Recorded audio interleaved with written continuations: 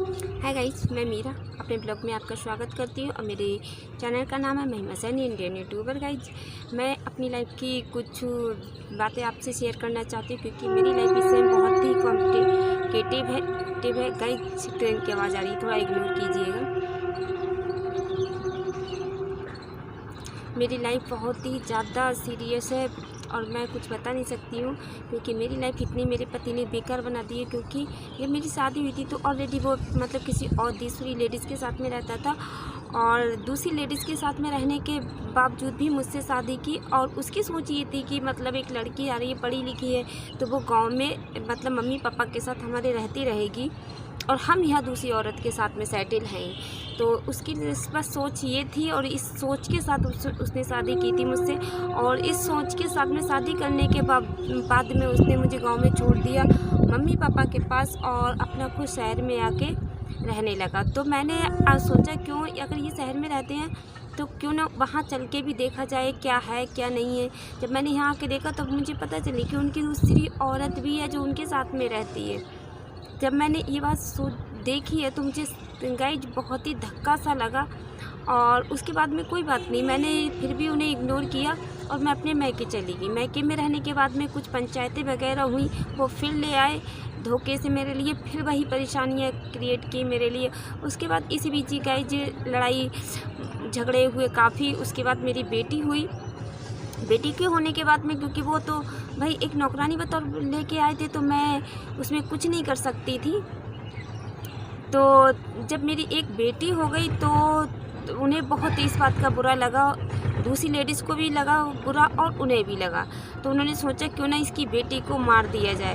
तो उन्होंने गाइज बहुत ज़्यादा मेरी बेटी तक पे जुल्म किए हैं, यहाँ तक कि उसे कोई भी मारने में भी कोई कसर नहीं छोड़ी थी। गाइज, मेरा नसीब है जो मेरी बेटी मेरे पास में है और मेरे पति ने मेरे साथ इतना कोई बात नहीं। फिर यहाँ से रहने के बाद में फिर हम अपने मायके चले गए।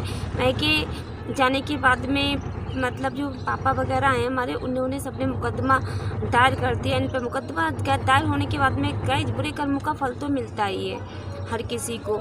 तो वो बीमार पड़ गए, कम से कम 2 साल उन्होंने बेड रेस्ट किया। इस बीच में अपने मायके में मुकदमा डाल दिया था, उससे पहले मैं वहाँ रहती थी।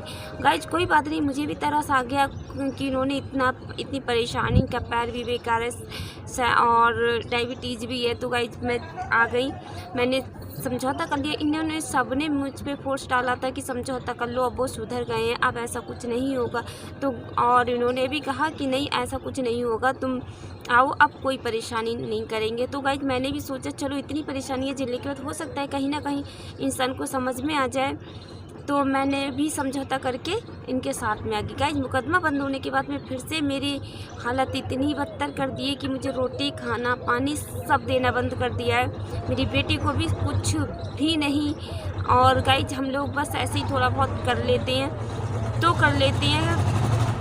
अदरवाइज हम बिल्कुल भी, मुझे नील बटा नील कर दी गया। गाइज मैं एक जॉब भी नहीं कर सकती हूँ क्योंकि मेरी बेटी है, मैं बेटी को छोड़ के नहीं जा सकती कहीं भी।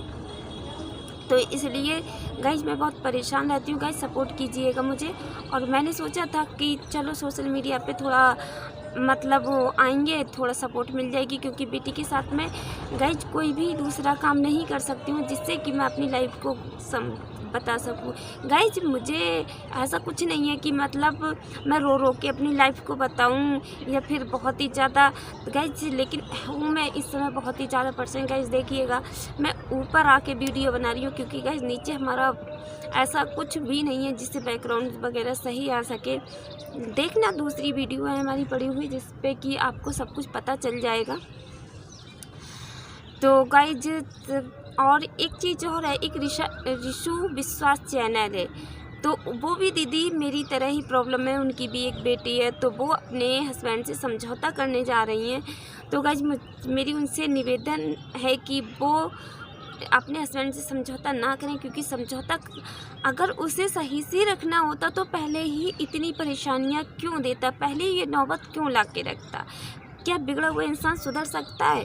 गाइज मैं नहीं मानती हूँ, क्योंकि मैंने इतना भरोसा किया था कि 3 बार मैंने अपनी लाइफ को बिल्कुल डिसफ्यूज किया है, क्योंकि मैं इतना परेशान रही हूँ इस इंसान के साथ। मैं इतना भरोसा कर के मैं वापस आ गई हूँ कि मैं नहीं समझ सकती कि कोई भी इंसान सुधर सकता है, क्योंकि सुधरने वाला इंसान तो थोड़ा तो सुधरता, और इतना तो नहीं है कि खाना खर्चा भूखा यानी कि दर की ठोकरें खाने पे मजबूर कर दिया जाए किसी को। इतना तो कोई नहीं कर सकता कि अपनी ही बेटी को कटोरा लेके भीख मांगने के लिए स्टार्ट कर दे कि निकल जाओ यहाँ से, होली दिवाली कुछ नहीं, उसे कोई मतलब नहीं, खुद अपनी ऐश की ज़िंदगी जीता है, दूसरी औरतों के साथ में रहता है, कोई मतलब नहीं है। आखिर तक मेरी बेटी ने भी ये नज़ारे देखे हैं। गाइज इतना बुरा तो कोई बाप नहीं हो सकता कि अपनी बेटी को इतने दूसरी औरतों के साथ रह के नज़ारे दिखाए।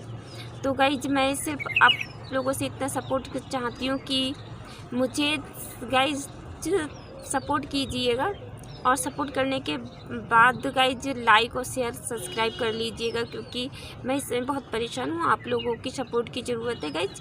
मैं ये शायद दूसरा तीसरा वीडियो जो भी कुछ होगा, लेकिन गाइज जब वो मैं थोड़ी स्टेबल हो जाऊँगी तो बहुत अच्छी वीडियो लेके आऊँगी। गाइज मुझे पार्लर का कोर्स भी आता है, बुटीक भी चला लेती थी पहले, लेकिन गाइज इस समय मैं कम से कम नहीं 8-10 महीने से मैं बिल्कुल ही नील बटा नील हूँ, क्योंकि बेटी को छोड़ के मैं जॉब कर नहीं सकती। जो सेविंग थी वो मैं घर में बेटी के साथ में इन्वेस्ट कर चुकी।